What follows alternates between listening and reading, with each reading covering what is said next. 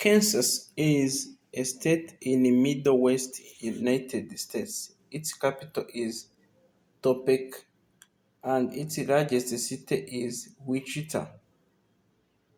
Kansas is a landlocked state bordered by Nebraska to the north, Missouri to the east, Oklahoma to the south, and Colorado to the west. Kansas is named after Kansas River, which in turn was named after the Kansas Native Americans who lived along its banks.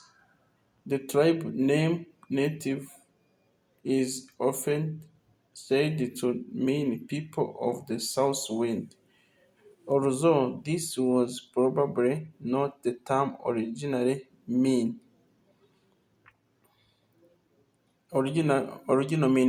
For the thousands of years, what is known Kansas was home for numerous and diverse Native American tribes. The tribes in the eastern part of the state generally lived in the village along with river valleys. Tribes in the west part of the state were semi-nomadic and hunted larger herd of bison. The first Euro-American settlement in Kansas occurred in 1827 and Havenworth Fort Havenworth. The pace of settlement accelerated in 1850s. In the midst of political wars over slavery debate, when it was officially opened to settlement by the U.S. government in 1854, with Kansas-Nebraska Act, abolitionist free stater from New England and pro-slavery settler from neighboring Missouri rushed to the territory to determine whether Kansas would become a free state or slave state. Thus, the area was a hotbed of violence and chaos in its early days as these forces collided and was known as Breeding Kansas. Abolitionists prevailed, and on January 29, 1861, Kansas entered a union as a free state, hence the unofficial nickname Free State. By 2015, Kansas was one of the most productive agricultural states, producing high yield of wheat, corn, sorghum, and soybean. Kansas, which has an area of 82,278 square miles, around 213,100 square kilometers is the 15th largest state by area and is the 36th most populous of the 50 states, with a population of 2,940,865, according to the 2020 census. Residents of Kansas are called Kansans. Mount Sunflower is Kansas' highest point at 4,039 feet, 1,231 meters high. Kansas is known for oil wells, Wizard of Oz, wheat, Great Plains, scorching summer, and freezing winter. Geography and demographics. Geography and demographics. States abbreviation: KS. State capital: Topeka. State size: total land and water: 82,277 square miles. Land owner: 81,815 square miles. Number of counties: 105 counties. time zone, Central time zone, Mountain time zone.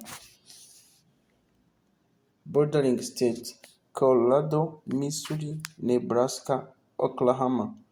Highest point: Mount Sunflower, 4,041 feet. National parks: none. State population as per 2020: 2,937,880. State population density: 35.1 people per square miles. Area code: 316, 620, 785, 913. Top 5 cities as of 2020 population: Wichita, 391,731. Overland Park, 197,381. Kansas City, 152,727. Oreth, 141,665. Oteka and the capital, 124,558. Government and legislature: Statehood: January 29, 1861. Electoral votes: 6. State symbols: State amphibian, barred tiger, salamander. State animals: American bison. State bird: western meadowlark. State flower: sunflower. State grass: little blue stem. State insect: western honeybee. State motto: to the stars through difficulties. State nickname: sunflower. State jayhawk. State reptile: oret box turtle. State tree: cottonwood. Sports teams: major sports team: MLS, Sporting Kansas City.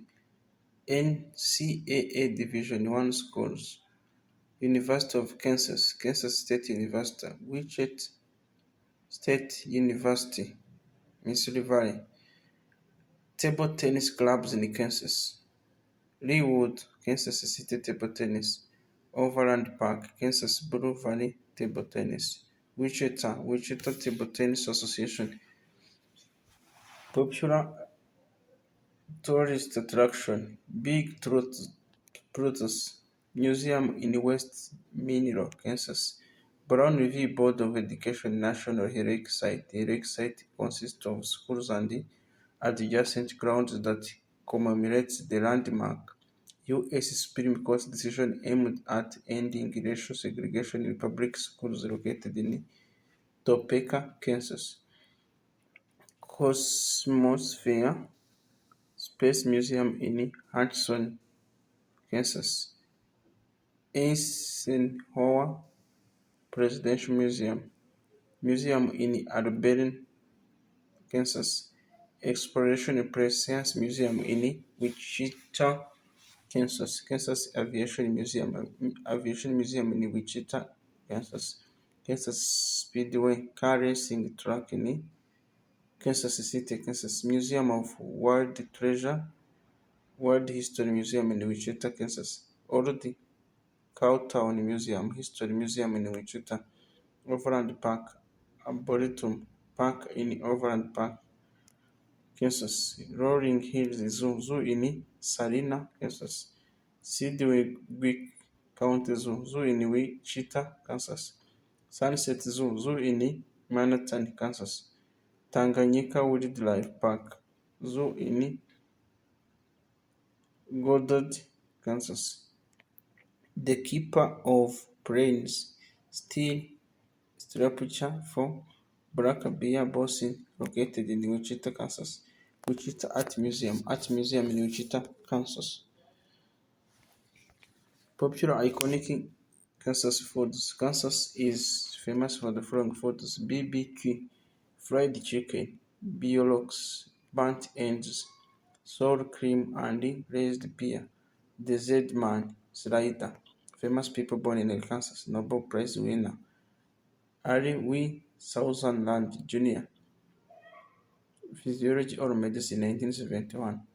Vernon L. Smith, Economic Sciences, 2002.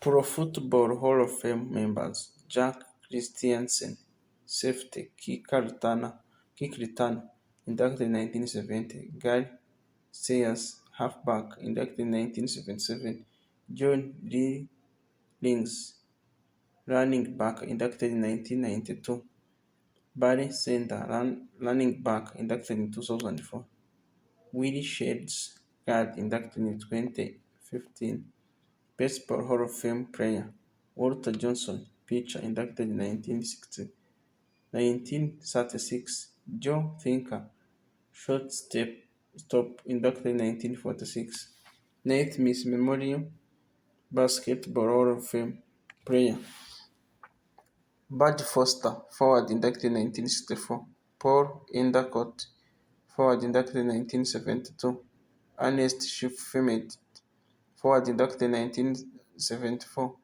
Lynette Howard, guard, inducted in 2004;